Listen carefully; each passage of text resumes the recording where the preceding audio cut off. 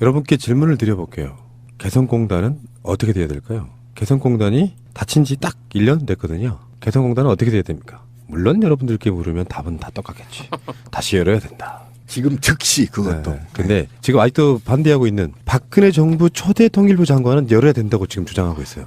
그 사람조차. 네. 근데 현재 통일부는 그렇게 말하죠. 이게 거짓말이라는 거야. 일단 유엔 제재 중에 공단 재가동 때는 결의 위반 논란돼. 요 말이 거짓말입니다. 네, 유엔 제재 사항이 아니야. 이건 박근혜가 일방적으로 이걸 닫은 거거든요. 그래서 그게 그러니까 예를 들면 이게 거짓말이라는 게 이런 거야. 유엔 제재 중에 공단 재사용 때는 결의 위반입니다도 아니야. 논란대라고 말하면서 애들러 나가는 거거든요. 논란이 될 것이 없는 것이 유엔 제재 사항이 아닌데 개성공단을 만들어진 달러 북한의 핵을 만드는 데 사용됐다는 증거가 없는데 그러니까 이 비열한 놈들이에요. 박근혜가 독단적으로 아무 이유도 없이 거기다가 최순실 게이트를 집어넣으면 최순실이 이러저러한 이유로 이걸 했다고 하는 것이 뻔히 드러났음에도 불구하고 유엔 제재를 핑계를 대가지고 논란된데 거짓말인 게 뒤에 드러나잖아요.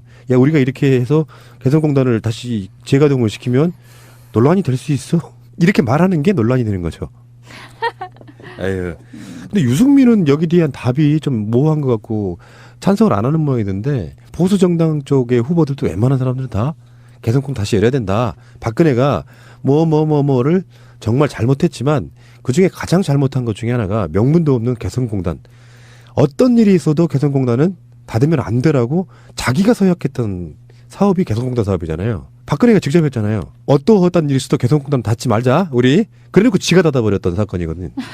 이 개성공단에 관련해서는 앞으로 대권 안에서 상당히 이슈가 될 부분이긴 한데 사실 친박계를 제외한 나머지 모든 후보들은 거의 뭐 유지를 다시 열어서 유지를 시켜야 되지 않는 쪽으로 얘기를 하고 있어요. 남경필이도 그렇게 얘기하고 있을 정도니까. 그렇기 때문에 저는 곧 어떠한 형태든지 지금 있는 정부가 물러나게 되면 개성공단 다시 시작될 수 있을 거라고 봅니다. 저는. 근데 단순하게 개성공단이 재가동되는 것만으로는 부족하다는 거죠.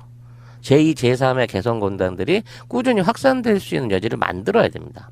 현재 들어가 있는 개성공단에서에도 현재 부지가 지금 들어가 있는 업체들이 한 5배 이상이 들어갈 수 있는 영유 부지가 있다 그래요. 그러니까 개성공단 안에만 지금 있는 기업들이 다시 재가동을 시작하게 되면 그보다 한 5배 넘는 추가 기업들이 들어갈 수 있는 여력이 있다는 얘기거든요. 그리고 이미 우리나라 안에 모든 제조업에 관련된 경쟁력이 사라진 이 상황에서 개성공단만큼 물류비와 인건비와 여러 가지 조건 안에서 대한민국 안에 내수를 살려낼 수 있는 생산지는 전 세계에 존재하지 않습니다. 개성공단의 가치는 전 세계 유일한 최고의 투자 가치를 가진 그런 공단인 거예요. 이 자산을 그냥 놀린다고 하는 거는 정말 국가적으로도 멍청한 짓이고 외교 안보를 통하더라도 굉장히 어리석은 짓을 하고 있다는 겁니다. 근데 이 모든 게 우리 순실이의 현몽하신 2년 안에 북한을 망할 거야 라는 꿈 때문에 이게 다 이루어졌다라는 게 고지고대로 맞다고 치면 저는 분명 다른 뭐 돈하고 연관되게 있을 걸로 보입니다만 대한민국 역사상 가장 멍청한 국가 행정 중에 하나로 그렇죠. 기억이 될 겁니다. 최악이라고 보여지고요. 일단 그 핵 얘기를 좀 해보자고요. 개성공단과 핵은 전혀 무관합니다. 분명히 말하지만 북한에는요 우라늄 매장량이 전 세계 우라늄 매장량보다 더 많습니다. 그것도 양질의. 이건 팩트예요. 여러분들이 찾아보셔도 금방 나옵니다. 그러니까 핵폭탄을 만들고 싶으면 얼마든지 만들 수 있어요. 북한은. 네, 재처리 시설만 있으면. 이해가시죠? 그러니까 돈이 우리처럼 우라늄을 가서 사와야 되는 게 아니에요. 외국에서. 그러면 사오는 것 자체가 이제 국제법 위반인데 굉장히 어렵습니다. 거래가. 근데 북한은 그냥 땅만 파면 나와. 그러니까 재처리 시설만 있으면 무조건 막 폭탄을 만들어내. 일단 그렇기 때문에 돈이 우리처럼 다량으로 필요하지 않다라는 건 팩트이고 현실인 거고요. 개성공단은요. 김대중 노무현 대통령이 만들 때 꿈이 있었어요. 원대한 꿈. 그 원대한 꿈이 뭔지 아세요? 개성공단보다도 큰 규모의 12개의 공단을 북한 전역에 만드는 거였습니다. 북한의 국민 1인당 수준을 끌어올린 다음에 통일을 하겠다는 거예요. 의식 수준을 끌어올린 다음에. 그리고 개성공단을 12개 이상 만들면 북한이 폐쇄성보다 개방성을 지향할 거라고 봤던 겁니다. 이런 오래된 민족의 그 염원이 달려 있었던 사업이었어요. 그런데 이 사업을 정치적으로 악용했다라는 거 아닙니까? 그리고 그거를 폄하하고. 그런데 지금 이 개성공단이 그래서 지금 정치권에서는요. 특별법을 만든다고 지금 얘기를 하고 있는 겁니다. 어떤 거냐면 앞으로 개성공단이 다시 열리면 어떤 경우에라도 정치적으로 악용 못하게 법을 막겠다는 거예요. 지금 여기까지 지금 발전해 가고 있는 거거든요. 그만큼 우리 기업들에 대한 아까 찌라시님이 다른 에피에서도 엄청난 블루오션이라고 얘기했잖아요. 우리가 40년 동안 먹고 살 수 있는 블루오션이 북한에 있단 말이에요. 아무 걱정 안 해도 돼. 삼성이 개짓을 해도 현대가 개짓을 해도 우리끼리만 해도 40년을 먹고 산대잖아. 그게 지금 북한에 있어. 그런데 가지 말아야 돼요?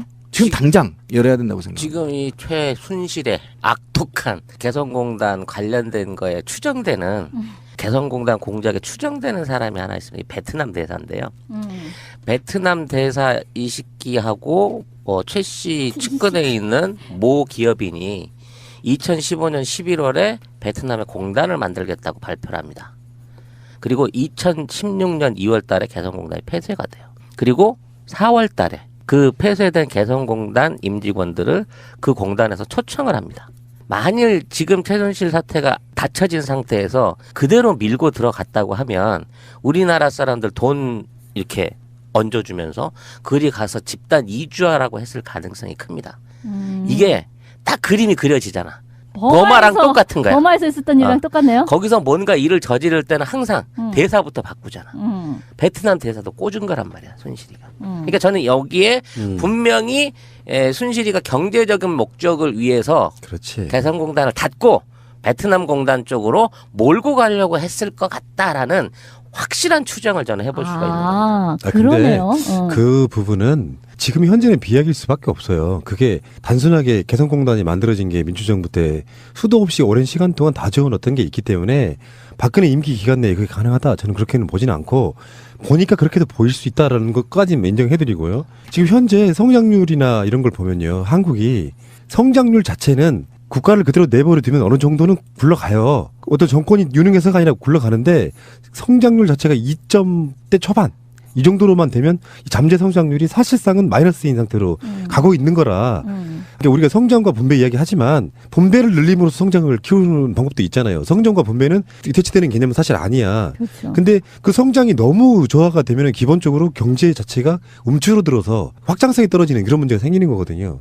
그래서 새롭게 만들어진 성장률을 위해서 할 거 다 했다는 거잖아요. 지금 삼성 나가서 막 수출할 거 다 하고 현대차 다 팔고 다 해서 우리가 더 이상 이제 성장할 수 있는 여력이 없는데 기본적으로 개성공단이 지금 현재에 있던 것을 없앴기 때문에 성장률에 사실 도움 안 돼요. 원위치로 복귀하는 거고 아까 송 작가가 그 답일 수 있는데 그것을 몇 배로 늘려주고 개성공단으로 시작된 그 분위기를 갖고 북한에 있는 지하자원 개발이라든지 북한에 도로를 놓는다든지 그런 식으로 사회적 인프라를 만드는데 한국이 독점적으로 뭔가를 하게 되면 좋겠다라는 거 우리가 오늘 처음으로 이야기하는 게 아니잖아요. 지금까지 계속 그래왔는데 그렇죠. 그 중요한 사업들을 지금 러시아하고 중국에 뺏기고 있다까지가 지금 현재 팩트니까. 이미 계약을 했죠. 그러니까 북한 시장이 많이 남아있는 게 아니에요. 지금 현재는. 네. 굉장히 많은 걸 이미 뺏겼다고요. 개성공단에 있었던 아니, 물건들을 지금 중국 암시장 쪽으로 가서 팔고 있다. 지금 어쨌든 그 실크로드 개설권과 도로 개설권과 시베리아 철도 개설권을 러시아와 어떻든 중국에게 넘겼지만 아직 공사가 지금 진행되고 있기 때문에 지금이라도 개방을 할 경우에는 저희가 하청업으로 들어갈 수도 있어요. 부분을 따낼 수도 있고요. 그다음에 그 이후에도 할 게 너무너무 많습니다. 그런 거죠. 경제적으로 보더라도 뭐 우리 예청자분들 더 잘 알 것이고 저는 그것보다 더 중요한 게 있다고 생각합니다. 그러니까 뭐냐면 이 개성공단과 그의 유사한 공단을 북한에 12개 이상 만들겠다고 약속했던 것은 우리 남한에서는 어쨌든 평화지대의 평화의 분위기, 민족의 평화적 분위기를 배양하고 그다음에 남북 차이를 줄이고 긴장을 안 함으로 인해서 군비를 감축시키고 그리고 그러기 나서 그걸로 어쨌든 경제 발전에 기여하겠다는 것이었고요. 그다음에 북한에서는 영구 평화 협정을 견인하려는 욕심이 있었어요. 그다음에 북한은 두 번째로 경제 성장의 원동력으로 삼겠다. 이런 거였잖아요. 근데 우리가 지금 생소한 게 뭐냐면 영구 평화 협정을 왜 북한이 원하냐? 지금 20년 동안 북한이 그거 요구하고 있었던 겁니다. 미국한테. 핵 만드는 것도 인정하고 영구 평화협정 하자. 이제 전쟁 못해. 너네도 우리 못 쳐들어오거든. 이렇게 요구하는데 남한하고 일본하고 미국이 아니야. 아직 니네들 상품 가치가 있어. 안보 장사 해야 되니까. 이렇게 해서 평화협정 안 해주는 거 아닙니까? 평화협정 하려면 핵 내놔. 그러면 치려고? 이런 위험성이 있는 거 아닙니까? 그래서 평화협정과 경제발전의 모티브로 사용하겠다는 게 북한이고 우리는 이것과 관련해서 꼭 먹고 알 먹고 여러 가지 다 먹겠다는 거였거든요. 이렇게 좋은 사업이 제가 볼 때는 없어요. 지금 이제는 어디 베트남이요? 인도? 아프리카? 이미 아프리카는 중국이 다 먹어버렸고요.